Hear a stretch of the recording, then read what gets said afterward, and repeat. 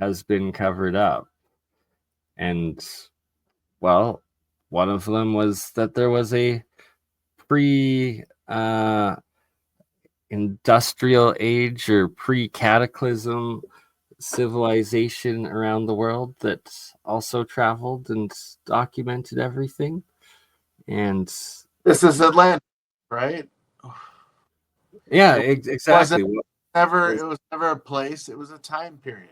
And I've always thought that, because if you read Plato's work, he talks about 5 capitals, and they weren't just in the Atlantic, so they were global. It was a global civilization.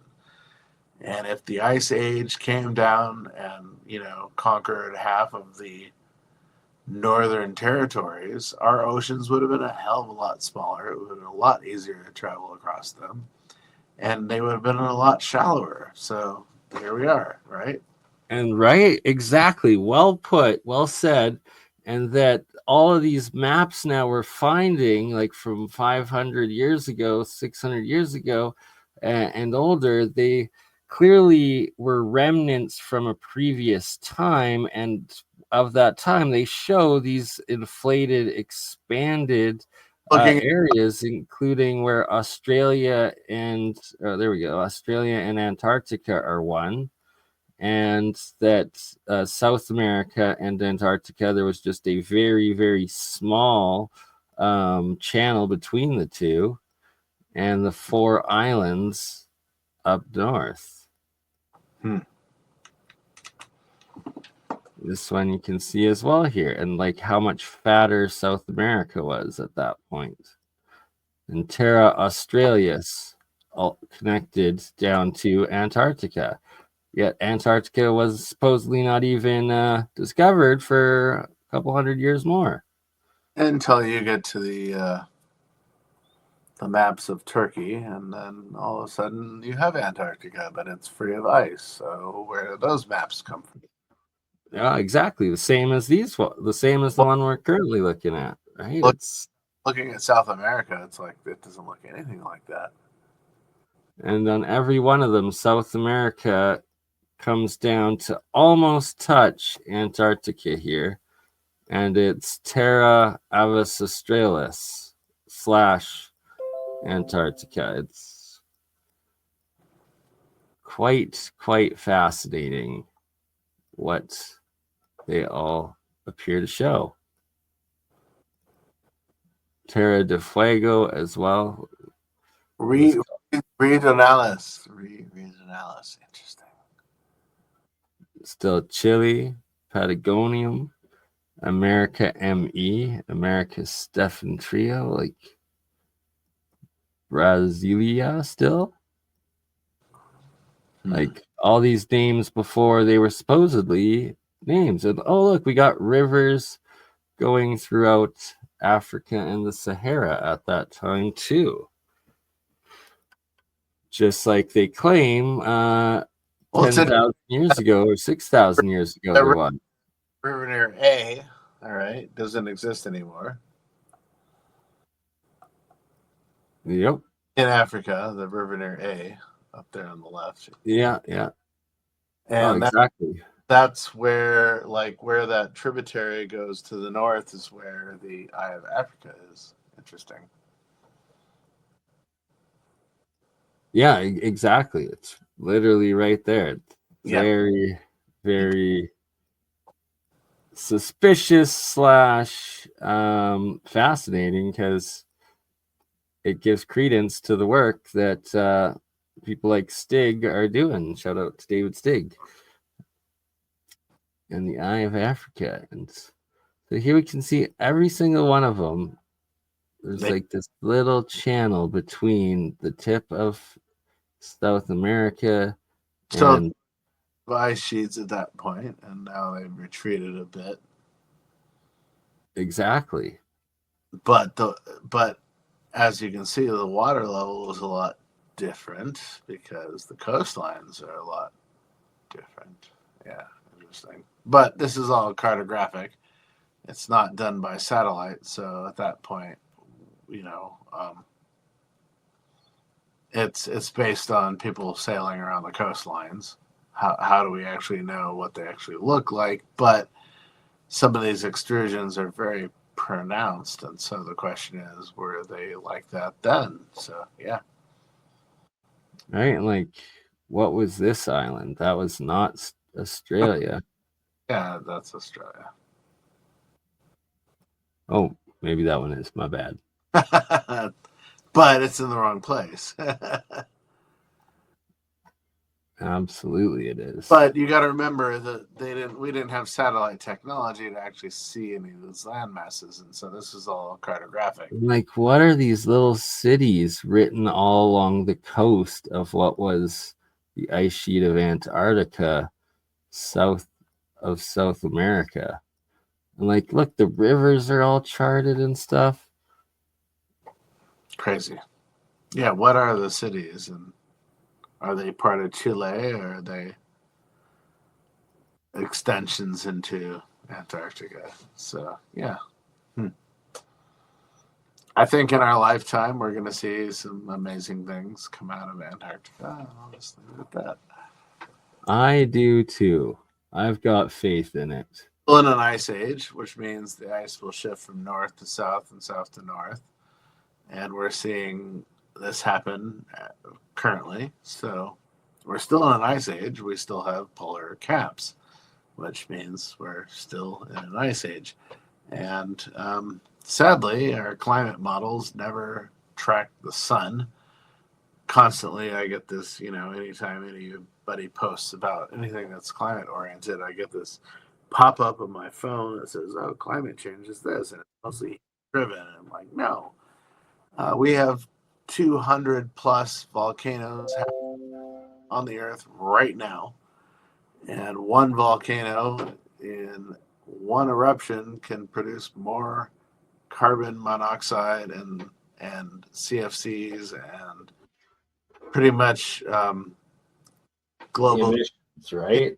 global emissions than 50 years. So we've got 200 of these blowing up. A lot of them are into the ocean, which is great. But what is it doing to our water?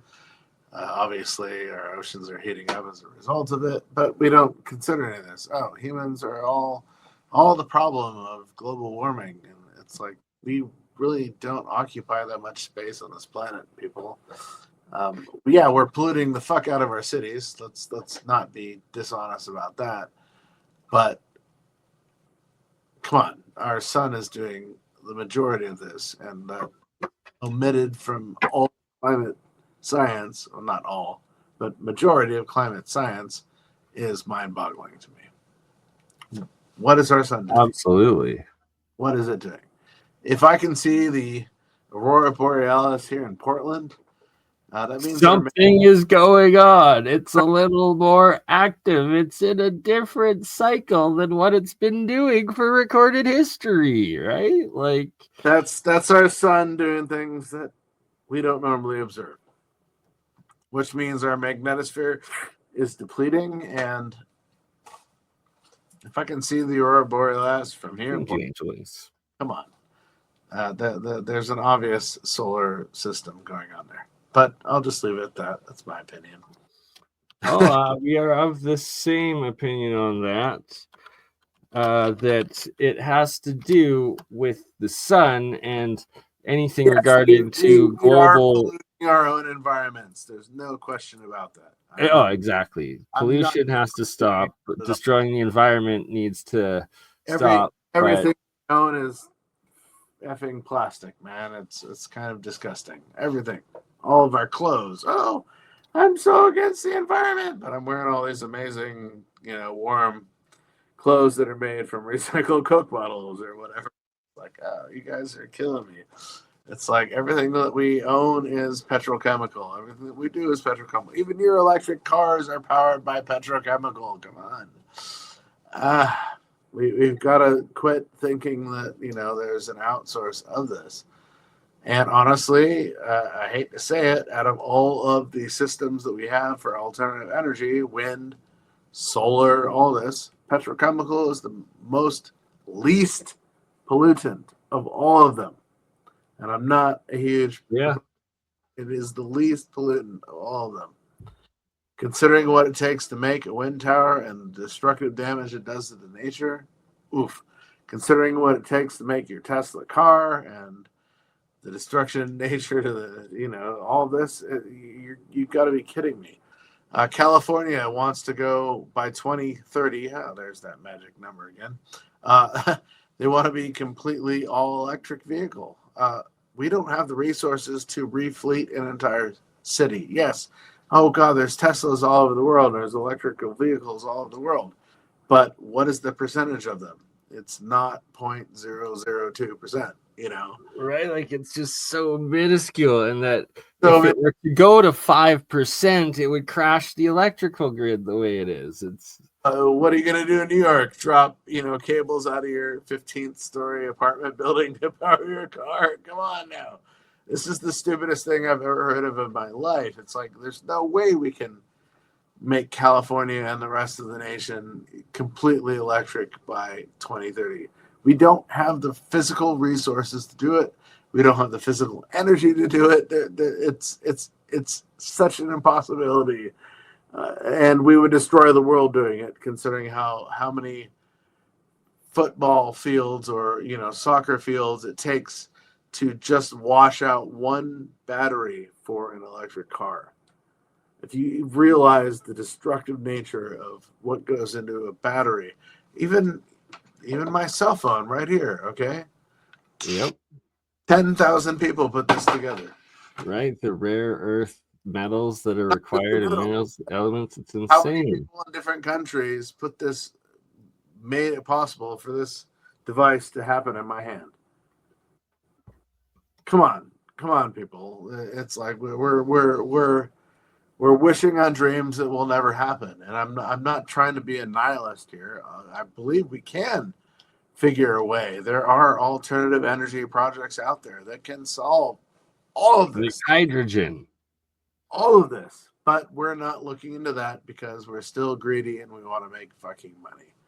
And no, I'm not a socialist, but I want to figure a way, in a sense, that we can, like Gene Rod very sadly was a socialist, but a science fiction future like Star Trek where we don't need to rely on money, and we've solved money and we've solved crime and we've solved a lot of the health issues, and we can actually become who we are.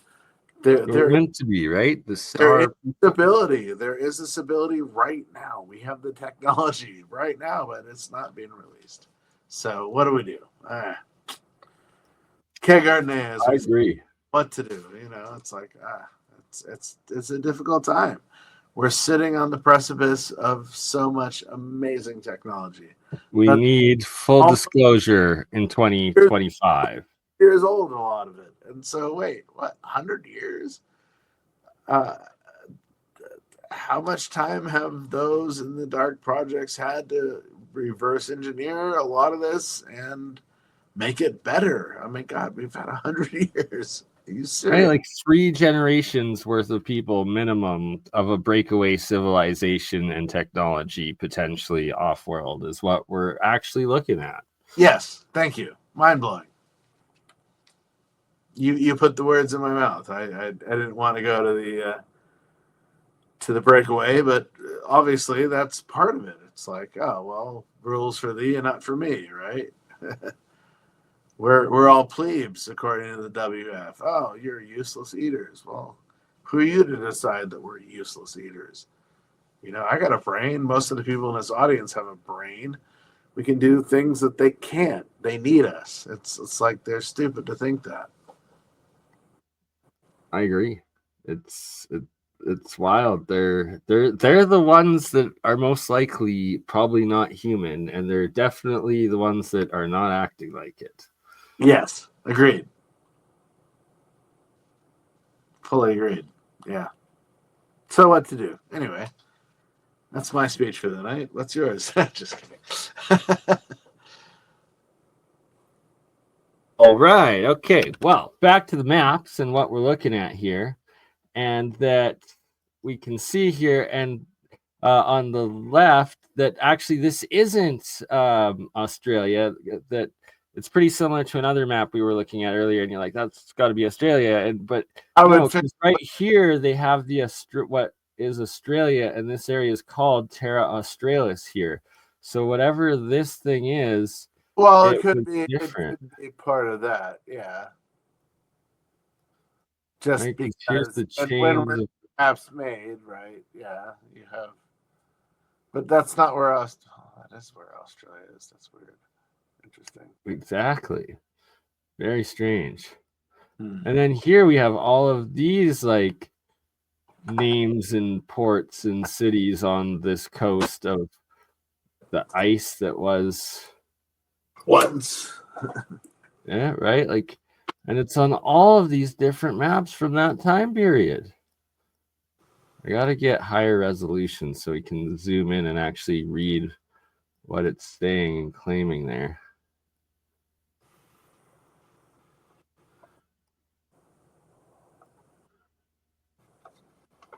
Very fascinating, but from What? a previous time.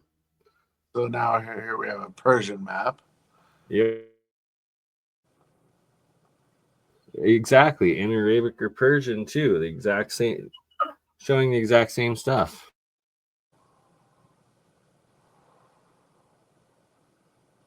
Well, this is Sorry, like Hans, we're just on the phone for a sec. you're all good. This is like the this is like the Paris map, and so the Paris map shows a lot of South America, which shouldn't have been known by the Turkish when it was known, and it also shows Antarctica kind of free of ice, not totally free of ice, but it shows some of the landmass that we now see through satellite technology that was once under the ice. And so the question is, how long has the subterranean ice been building where the northern ice has been shrinking? And so this is why I say it like recoagulates based on our rotation of the sun's outburst. This all has an effect on all of this, and we've got to pay attention to this, but we don't. We're like, oh, we're so stuck on human development of climate. It's unbelievable. It's like, no, it isn't just us. Yeah, we're polluting our local environments. I get that. Yeah, we're polluting the oceans off our coast. I get that. But this is not causing massive climate upheaval. We have volcanic action we need to look into. We don't. And we have solar action, which obviously affects the volcanic action. And so, what is that all about? Yeah. There was a great website out of Japan years ago that would track solar activity with climate and volcanic activity on the Earth, and it was shut down. And it was one of the most amazing websites ever back in the day because you could see direct results of what the sun was doing to the Earth. And why would they shut this down? Because they have a narrative and they want to stick to it, and that's where they're at with it. And my opinion is let's look at the sun because it's our as I always say, you take a block of ice and a match, and how long does the match melt the ice? Well, if the match is melting the ice, it's not going to take very long, or not. It's going to take a long time for that match to melt the ice. But if you have something more powerful like the sun or a beam of light, that piece of ice is going to melt real quick. So we are the match. We're not doing that much. We occupy less than 7% of the landmass of the entire world, which is 1 or 2/5 of the world. The rest is ocean and under ocean. So we occupy less than 7% of 2/5 of the world. Let's think about that. When you fly up over Canada, when you're going from Portland to Amsterdam, for instance, you fly over territory that has never been mapped by humans. Yes, it's been mapped from above by planes, but most people have never, ever, ever walked that territory. There's so much of that that's just desolate. It's the same with Russia. there's so much of Siberia and all those areas that have never, ever been walked by a human. And they're just flown over and, oh, we mapped all this territory. No, you haven't. You have never been there. You've just flown over it. And so this is most of the world, half of Africa, the same thing. I mean, where do people live? They conglomerate in cities and city states. They don't actually occupy any of the land in between unless it's farmland, which, occupies a lot of the United States and southern Russia and a lot of Ukraine. This is why all these areas right now are in hot contest because, they're the bread baskets of the world. And so we've got to think about why wars are happening and all these things are happening because they're going after resources. But if you actually look at the unoccupied areas of the world, it's unbelievable. There's a saying, you could put the entirety of the world on 1 acre properties in Texas.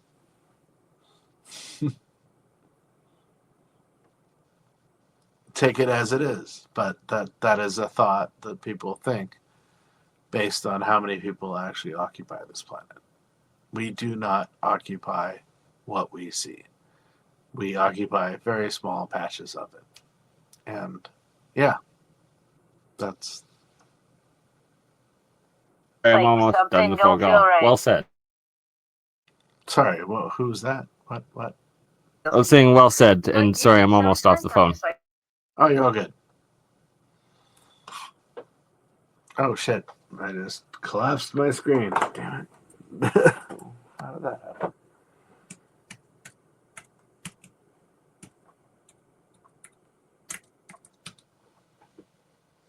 I'm back. Anyway.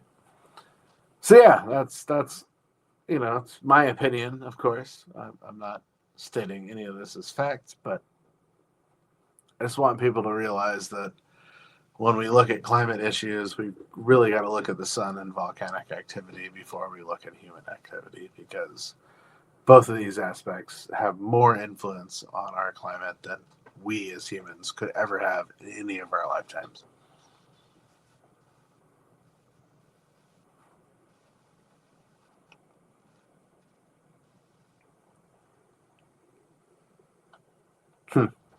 These old maps are amazing. Thanks for sharing them. Wow. Kind of blown away by seeing some of these because these are all cartographic maps. So, wow. This is before satellites. And so that's a lot of human activity mapping these areas to such an extent that they're very accurate. This is amazing. Now I'm looking at the posts here. Hold on a second. Interesting.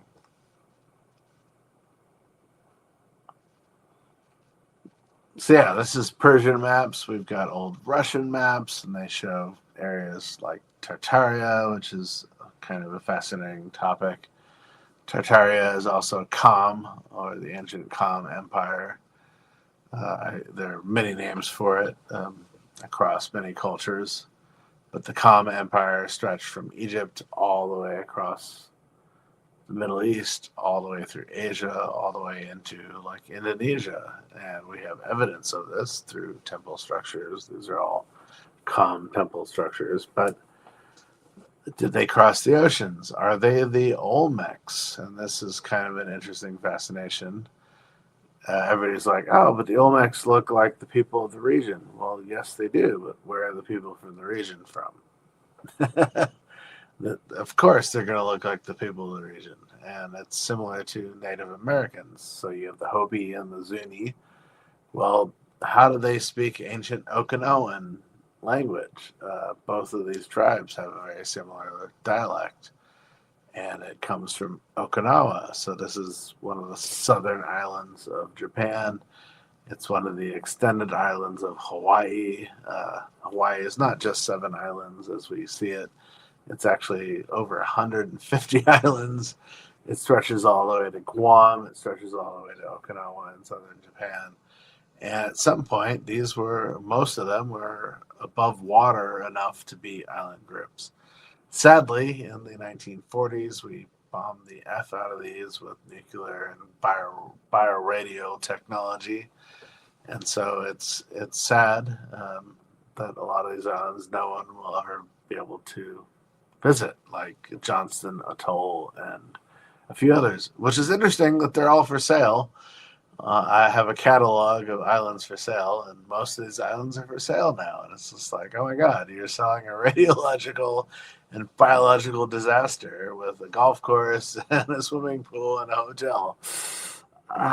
It's kind of frightening. But these are some of the Hawaiian islands that are for sale, and you can find catalogs. And yeah, who knows? Buy up some of these islands, and you next will be a Bond villain in the last Bond film, I'm with, a, back. with an island of radiological technology. But yeah, I'm fascinated, as I was saying earlier, Bernie, that a lot of these are cartographic maps, and so we didn't Right, like, and they're from all the different cultures, like this we didn't Persian one, we and that didn't this is going satellite above the Tropic of Cancer there, or I think, right? we Or, didn't have satellite technology to project this, and so this is like beyond fascinating to actually see how almost accurate or accurate for that time some of these maps were. It's fascinating. it is, and that they are all showing the same features from before the modern era, right? So it's like these were obviously copied generation to generation by the elites, and then they were changed and filled into the new landmass uh, that we now have or know of after exploring whatever the cataclysm is that changed everything, right? And that here's another Arabic one showing the same thing here, and how close there's this channel between South America and Antarctica and whatever this island is. And what the hell is this big island That's to Baja, there? but it's and Catalina, but that's now underwater. Yeah, right. But at one point it wasn't. Like, look how big Madagascar was. What the hell is this giant island? Well, that's weird That's because India. What the hell are these? Madagascar is now much further north, so the water has shifted. Very fascinating. Very Wait, go strange. back to the last map. Hold on a sec. There's an island off of India. What the fuck is that? Sorry. Yeah, I know. That's what I'm saying. What the fuck is this one? What is my pardon my French? Yeah, right. Oops. But literally, what the F is that? It's huge. Very Wow, strange. interesting. All right. Yep. Well, we have Vasco da Gama's sworn testimony, his guide. So when he rounded the Cape of Good Horn, or the Horn of Africa, basically, Cape of Good Hope, he sailed into the Indian Ocean and was met by the Indian Navy, and he said they had ships 10 times the size of his largest galleons. So you've got aircraft carriers meeting meeting the Portuguese fleet, and they showed him where Goa was, and that's why he's named after Goa, de Gama and de Goa, right? That's Goa, and all of Goa in Portuguese, which is interesting. Kind of like most of Argentina is German, because a lot of Portuguese sailors ended up in Goa, India, and so it's very much a Portuguese stronghold, which is weird. But if you read Vasco da Gama's scripts, he talks about this navy that met him that were huge. They were so much larger than his ships. And so you've got to wonder, what did the Indian Navy have at that point? Obviously the seas are not barriers. barriers. They're highways, and we've been told they're not highways, they're barriers. And so we've been traveling across the ocean forever. We obviously, duh, explorers will always explore. So they're going to find a way.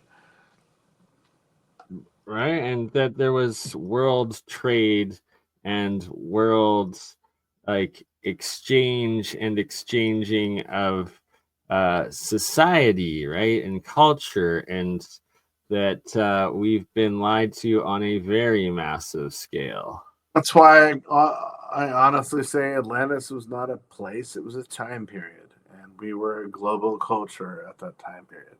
And something happened, and everybody had to move. And a lot of them went to Egypt, and a lot of them went into Europe because a cataclysm happened and it destroyed a lot of North America and the Middle East. And so, where did people end up, right? After that. Just these maps are so Oh, fascinating.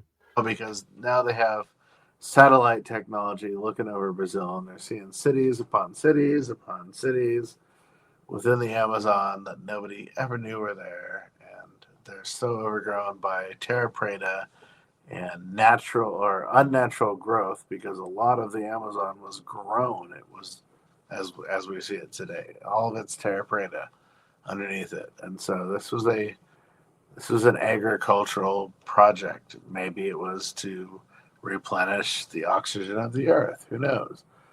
The Amazon is our lungs, in a sense. And whenever we see them burning every year, it's like, well, the rest of us are suffering hardcore because all those trees are going up in smoke, and those are our lungs.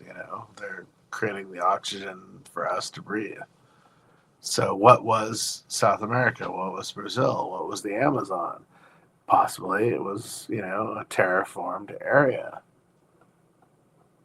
What was Northern Africa before the cataclysm? It was also jungle. It was a terraformed area. And so we really got to consider this, that we've done this before and we're now doing it again. We're trying to terraform different places in the world because of our own toxic pollutions. So this is fascinating. Again, obviously we are polluting our earth. I'm not going to say that we aren't. We are. And But no carbon tax is going to save of course, the you're not world, going to let pay alone change the temperature. $1 billion to California, and none of it goes to any climate aversion. That's ridiculous. Carbon credits, all this shit is bullshit. Hi, we just need to realize our sun, our volcanic action are the most polluters in this world, and then we are polluting our local environments. That's it. If we can figure out how to not pollute our local environments, then we're golden.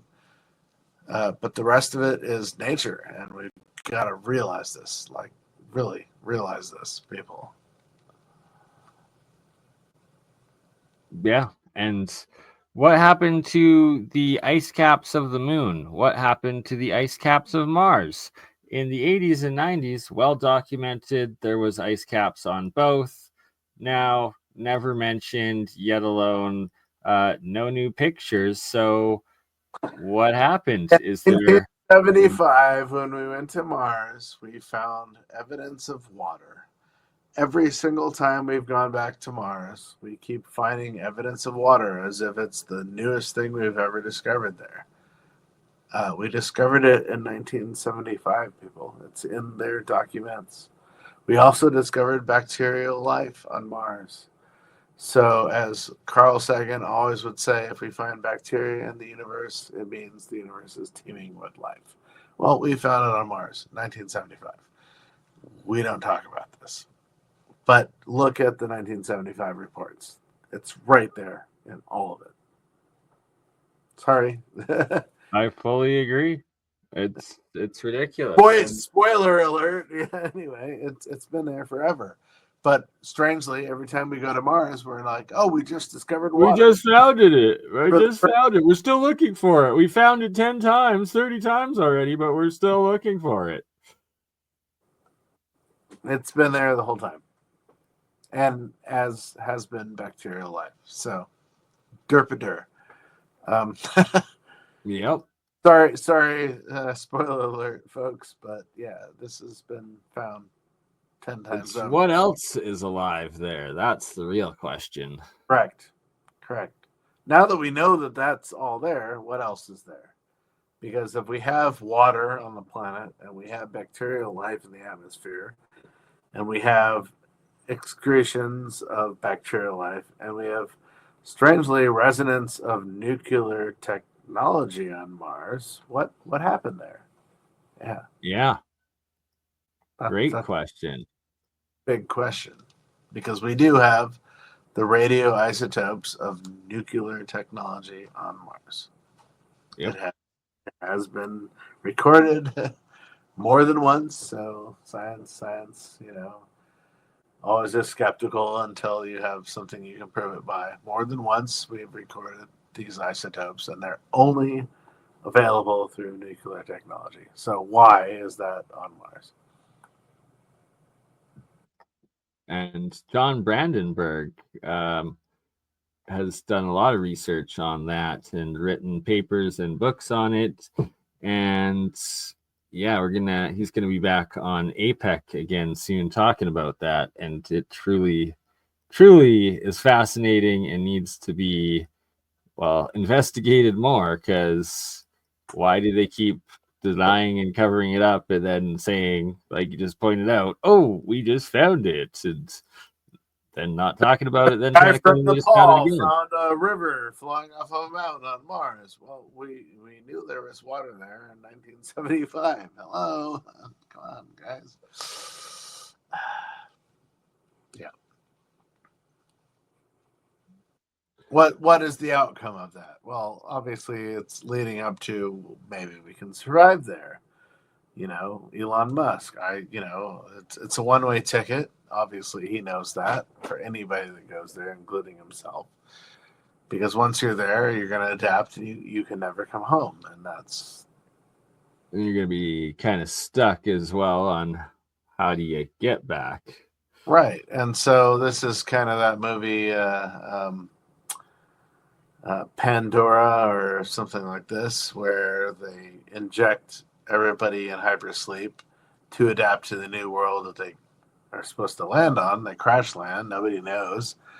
And hundreds of years go by, and the crew that's been adjusted to this new scenario adapts and they become mutants. And they're eating everybody that comes out of their cryostasis when they come out of their cryostasis. It's like, well, we kind of need to do that going anywhere that we go. I mean, humans have never been outside of the Schumann resonance of Earth. Oh, we've been to the moon. Yeah, well, if we've been to the moon, that's great, but it's still within the electromagnetosphere of Earth, which means it's still in the Schumann resonance. Human beings, to what we know, have never left that. How could we? We can't recreate that harmonic resonance that keeps us alive to what we know. Obviously, again, my opinion. But how are we able to do that?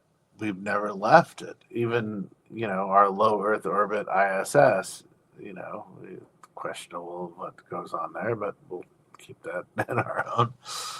Videos come out, and it's just like, how? There's so many questions here. How are you not destroying the equipment while you're floating around in a monkey suit? But anyway, I posted that recently. But you got to start to realize that we have never left, that we know of, our human race, our magnetosphere, because we can't. How would we survive in a tube going to Mars as a human race without that pulse of life that we all have? And to me, that's a very interesting scenario. Yeah, and it's gonna be very interesting to see if Elon starts sending rockets to Mars and some volunteers He potentially. was supposed to do that by now. funny that he can't even get his major rocket off the ground. And we're still using Russian rockets to get to the ISS. Wow, wait, aren't they our enemy? Right? Like, well said there.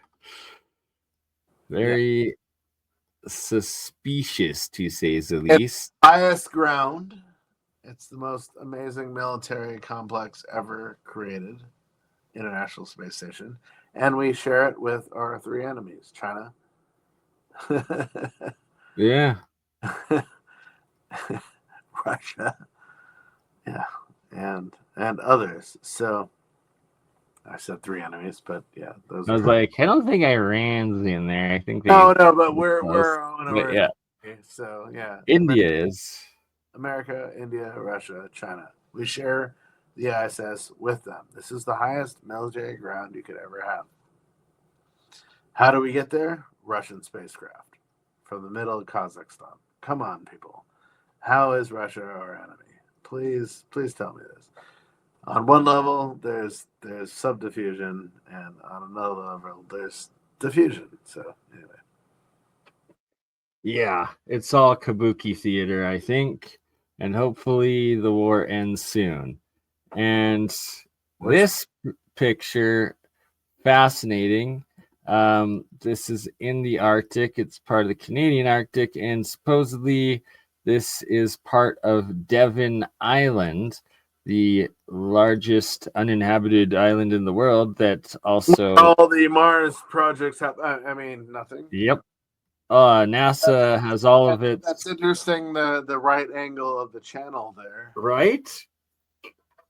Very, very suspicious, this right angle and perfect right angle channel. Like, water does not erode like that. This is very strange. And this is right in the area of Devon Island, where there is the Pyramid Bay.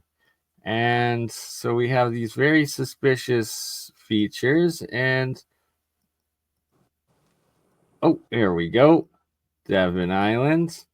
Is this a buried pyramid? Because this definitely looks like a buried pyramid on Devon Island in Wow, the same area that is called Devon or Pyramid Bay on Devon Island. I've never I've never seen any of these photos before. Interesting. I've seen a lot from Devon Island.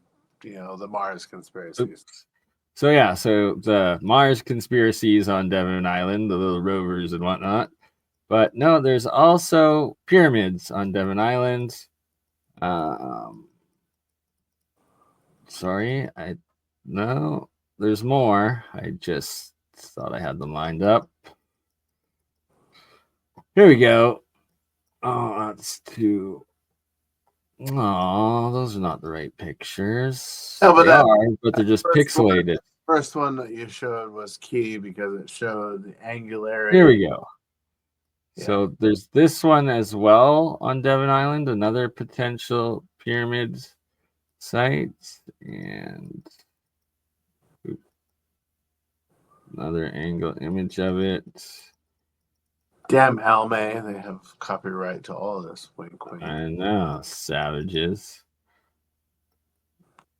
Okay, my apologies. I should have had them in order. But yeah, that one, very, very suspect. And then that right angle of a channel, like it's artificial. There's no way around it that this Those are all had to be constructive. Had to but be constructed. even that wall, like that wall right there. No, go back. Go back. Oh, no, go back. No, one forward yet. One forward. No, forward, forward, forward. That. No, go back. Go back. Go back. 3. 1, 2, 3. Bingo. This one. Yes. So Yes. look at the wall. Yes. Come on. Gotcha. Yeah. Come on. What's that? You got a right angle. You don't have. Yeah, no doubt. Like, that's carved out. Like, this was a channel that was made. That's a canal. That's a wall. Um, So Devon Island is where they do all the Mars One experiments, where they isolate people for a year in a Mars-like environment. Everybody has to go out in suits, and they're like living on Mars. And so interesting that it's red rock. Yeah, wow. I've never actually seen photos of Devon Island like this. Thank you for showing this. you are welcome. And yeah, it's suspicious to say the least. And like, that's a freaking pyramid. Could be. Wink, wink. It's called Pyramid Island or Pyramid Bay on Devon Island, and that where those pyramids are. And yeah, they're sending these little rovers around there. Well, Why? What are they even actually exploring? curiosity was tested there, so that's the question. This is on another island. Um, I believe closer where Devon Island's the Atlantic side. I believe these are on the Pacific side. Just it's wild how many potential mountain pyramids there truly are out there. Well, that's why you got to come to Oregon and check out Mount Tum Tum, man. I think you'd find Absolutely, we do. I do. because it looks like a lot of these structures. Yeah, like three back. That's actually the one that you just had. Yeah, these are like Mount Tum Tum. Yeah, interesting. Indeed. I believe this one's in Russia too. Oh, those are near Vladivostok, and they bombed one of them, thinking there was No, that's a different one. I know which two you're talking about there, but they are different than. one on both port, and they bombed one of them, thinking there was artifacts underneath it. Yep. They probably was, and they just didn't tell anyone about it. Oh, Oregon coast. I mean, maybe not. Yeah, that looks a lot like Haystack Rock, kind of. That was the pyramid in Pyramid Lake, Nevada, I believe. That one. What's that? In Tahoe? Yeah, maybe. Oh, it's not Tahoe. That's It's literally called Pyramid Lake. It's in Nevada. northern Nevada. Yeah, that's near. Yep. Yep. Interesting.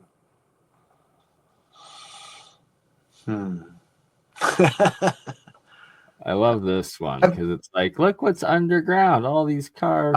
Been down into those Yes, you have. chambers. So that's in front of the Great Pyramid, between the village and the Sphinx. Yeah. They're all catacombs where people have been buried, but there's a lot more that goes on under there that you know. And there's, like I keep saying, 10 layers of structures underneath that. And yeah. I believe it. I really do because the evidence is pointing towards it. So, which is older, the underground structures or the pyramids, right? That's the question.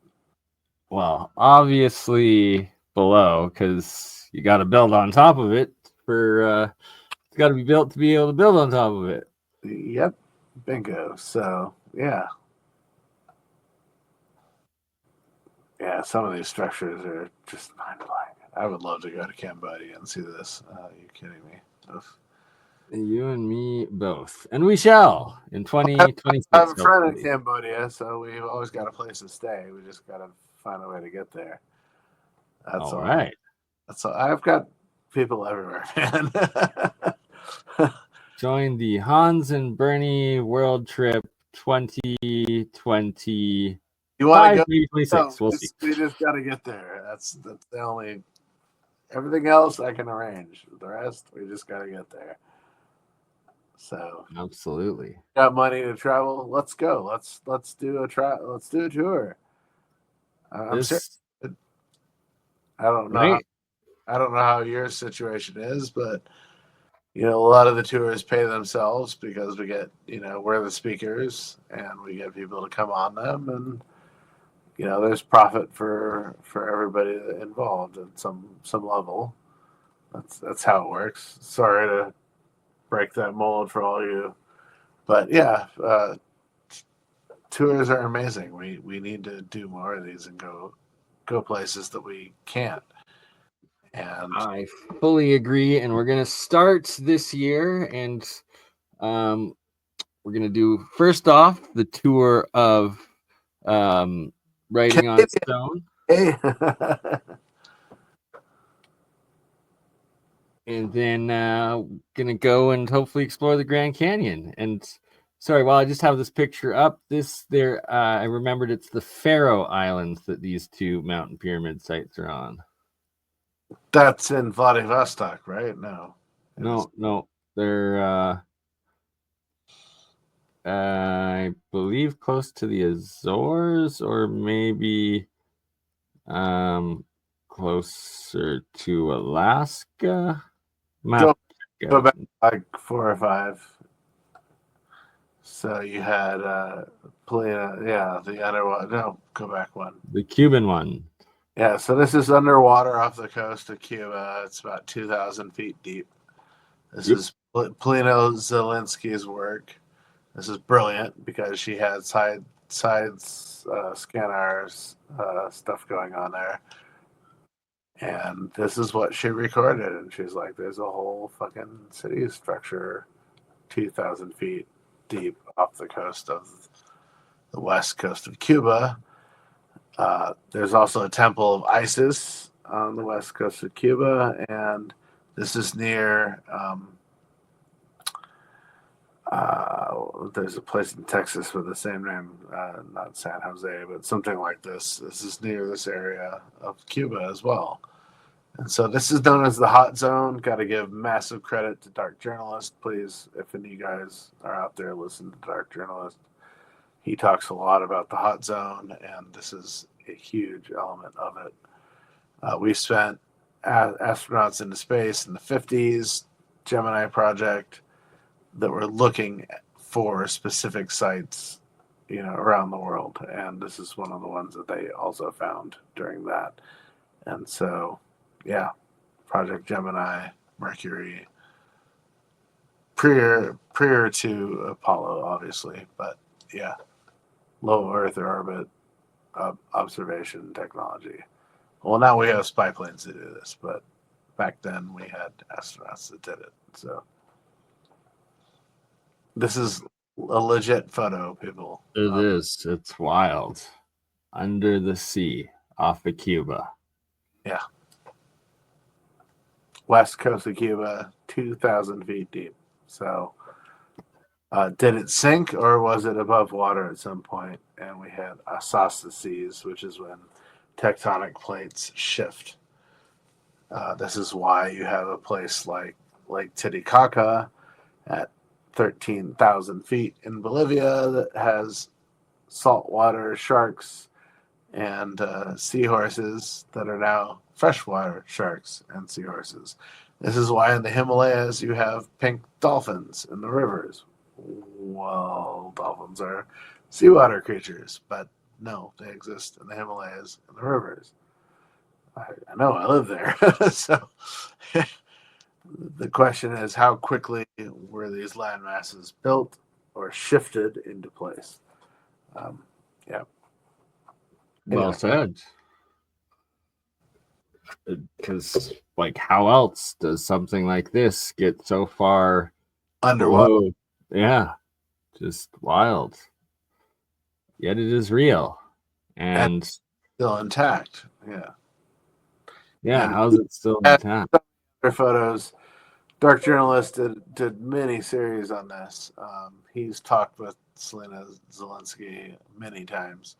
I hope that he can get more photos Oh, from. you got to get pictures of this for us, Sheila, please. Yeah, I'm hoping that he has the ability to do that. He's tried because she has like up close of the pyramids, hieroglyphics on them. It's like, are you kidding me? Come on, this is an ancient culture that was stemmed the world. So definitely need to get that investigated. That's crazy. Like, you literally will completely rewrite all history. yes, but she had a show on National Geographic. They canned her because they didn't want the controversy coming out. And she's, yeah, what do you I know, right? Like, it's criminal, really. It's criminal. Thank you for the super chat, John, and the shirt. Well, gotta order one, but I guess I gotta fix my do? Where's my shirt? online store to be able to do that first. But it's coming. It's coming. Where's my shirt, bro? I'm kidding. Yeah, I gotta send you a shirt. I gotta send so many shirts. I gotta. Spring cleaning will come, and then the shirts Some be sent. orm is coming my way. Anyway. Yes, that I should gotta get to you sooner. That we gotta figure out this week, I think. Finally. All right. We're guess we got 20 minutes left. What else would you like to discuss, my friends? God, we've gone over a lot of it: politics, pyramids, and yeah,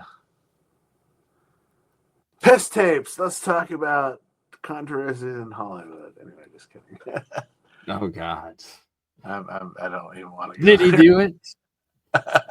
No Diddy tapes. No, we're not going there.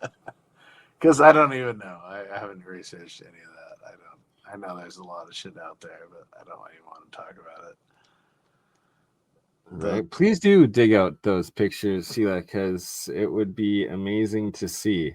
About 8 miles off the coast of Florida. That would, right? Like, you found it. Oh, I just You saw. gotta show it. I have some pics. I have to dig them out. Please do. Yeah, seriously.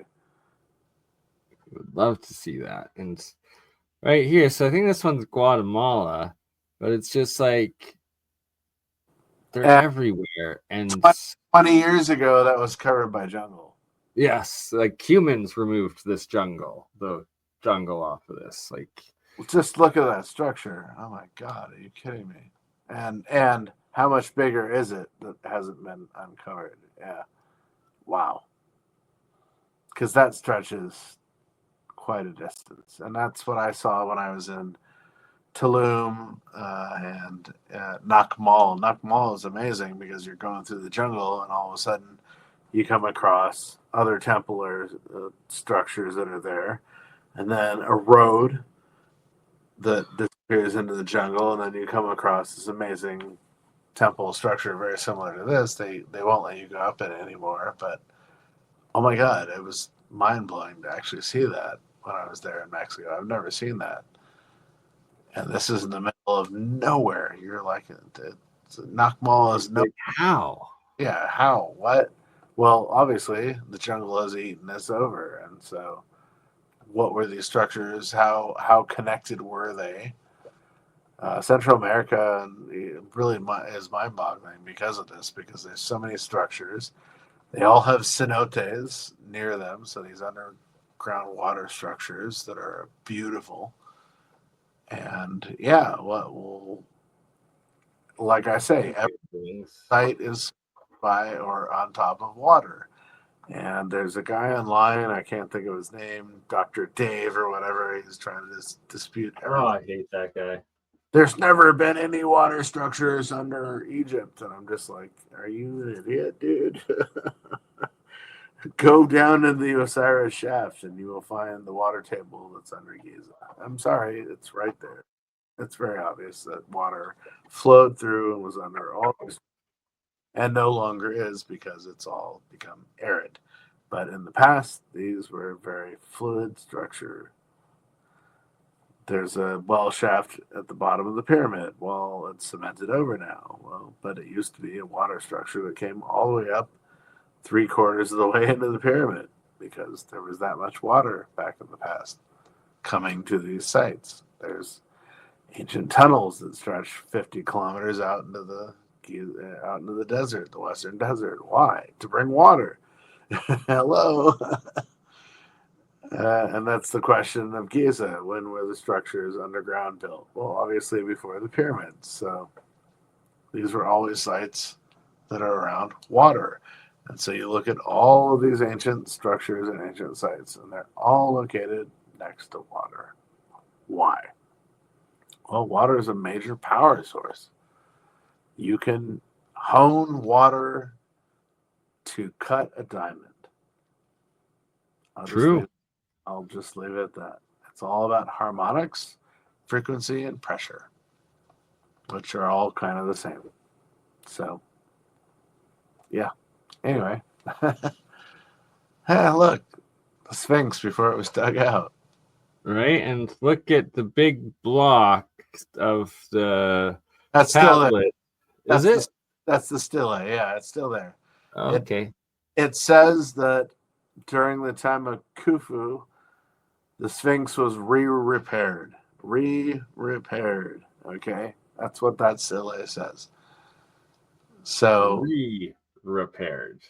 yeah, so it had been repaired in the past, but they repaired it again, which means that they changed the head and made the head smaller and recarved it. The head is made out of a different material, everything else there around it. It used to have a chin because originally it was the face of a woman and they didn't want any, they wanted to change that. So it had a chin dress. And that chin is sitting in the Cairo Museum today. You can see it, and it fell off. And the headdress on the side also was supported by other pieces, and they fell off. And today they've re-cemented all that with cement and new brick, so it looks like it's a new structure. But if you look at that, you can see the water damage on it. You can see the water damage on the middle pyramid behind it. It's unbelievable. Hello, this most of this site It's was everywhere, eh? for a good period of time. Well, when was that? Well, after the cataclysm, when the Mediterranean rushed up and over and flooded these lands. So yeah. Anyway, it's so obvious. I don't know how people don't see it. You can even see the water damage on the Great Pyramid. It's 3/4 of the way up. Same scenario Like in the middle. that's some high water. Yeah, and it came quick, and that's why it rushed through, and then it left because you had a spillover from the Mediterranean during the cataclysm. So, how old are the pyramids? Well, they're older than 2500 BC, folks. I'm sorry. Oh, but they found wood structures up in the. They Oh God. a pole up in one of the tunnels that signifies it was 2,500 years old. A It's like, pole. no, that was put there 2,500 years ago or sooner. They were trying to probe the tunnels. Yeah, exactly. And they lost control of their handle, and they resealed the tunnel, the Queen's Chamber, where this was found. Yeah, it's just like, come on, people. It's like the graffiti on the Serapeum box. It's like the Serapeum box is perfect, and then the graffiti is like so chicken scratch on the side of it. But they give the date of the box to the chicken scratch on the side of it. I just graffitied this place downtown. Nobody knows about it, but when they come back in 100 years, they're gonna go, "Oh my God, this town was ruled by my graffiti piece." Are you fucking? Right? Are you kidding me? Come on. I mean, that's the stupidest thing I've ever heard. But this is how we judge history. So, yeah. Yep. I mean, you can see the water damage and the sand damage on the sinks in this photo. You can see it. There's no way around it. That's limestone. That's not sand. Yeah, That's that's a good point. not sand erosion. That's water erosion. You can totally see it. Yeah, limestone a little harder to erode than That's sandstone.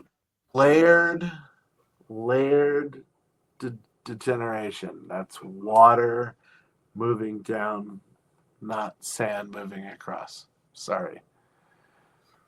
I'm not a Just geologist. That's Just, common sense. Well said. but I've followed many geologists on this, and I would have to agree with them. So, my opinion, again, whatever. Take it as it is. I like it. I've been there twice. I've seen it myself, so I can make this opinion. It's a good opinion. And I got to get there. We all got to get there. And